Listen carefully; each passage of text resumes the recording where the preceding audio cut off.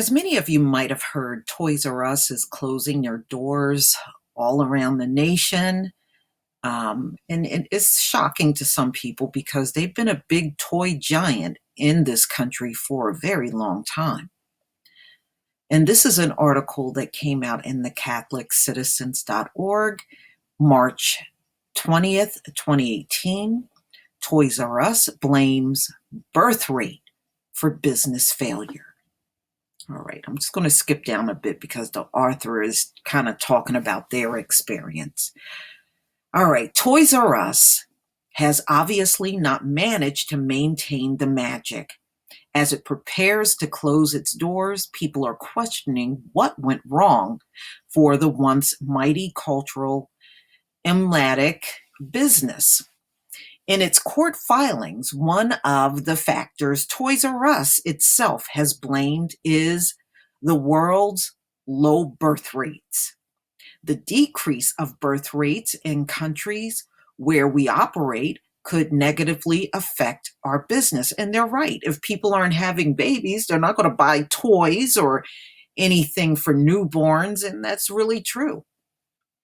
Most of our end customers are newborns and children, and as a result of our revenue, are dependent on the birth rates in the countries where we operate. In recent years, many countries' birth rates have dropped or stagnated as their population ages and education and low income levels increase. A continued and significant decline in the number of newborns and children in these countries could have a material adverse effect on our operating results. Although online competition and bad financial and operational decisions must also surely be factors, the company claims in its annual report that its income is linked to birth rates, and it appears to be right. Fertility has declined worldwide to unprecedented levels since 1970s, and by 2011, total fertility was below 1.4 children per woman in half of developed countries.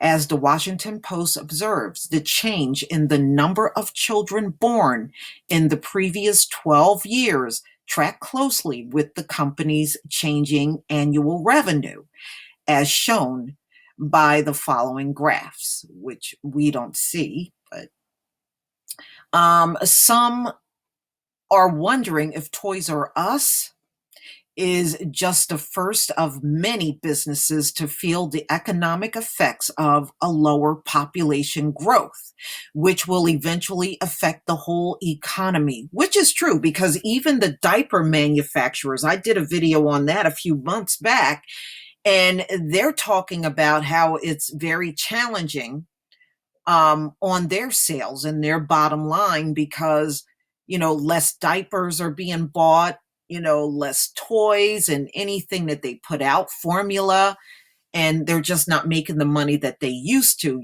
Before, years ago, the baby business was booming and there were a lot of people having babies, and now things are just not the same for these businesses. And how do you stay in business if your whole existence count on people having babies and they're just not reproducing now? So I can certainly understand. I have previously discussed some of the far-reaching economic ramifications of an aging population here in numerous other posts. The economic effects will still be greater when the world's population actually starts to decline. There are differing long-range population projections, and they depend on a range of assumptions. One Austrian institute estimates that there is an 85% chance that the world's population will stop growing before 2100. And it is, in fact, most likely that the global population will start to shrink before that, around 2070. A recent comprehensive study by the Institute of a International Institute for Applied Systems analysis reached the same conclusion based on the input of over 550 experts. So there you have it. They are closing their doors because of low birth rate. No wonder why they're closing nationwide. Wow. Wow. But, a lot of these businesses are failing now. This is just the norm now. Please tell me what you think, ladies and gentlemen. Please leave your comment and subscribe. Don't forget to hit on the notification bell and join me on Black Junction TV and blackspot.com. Peace, family.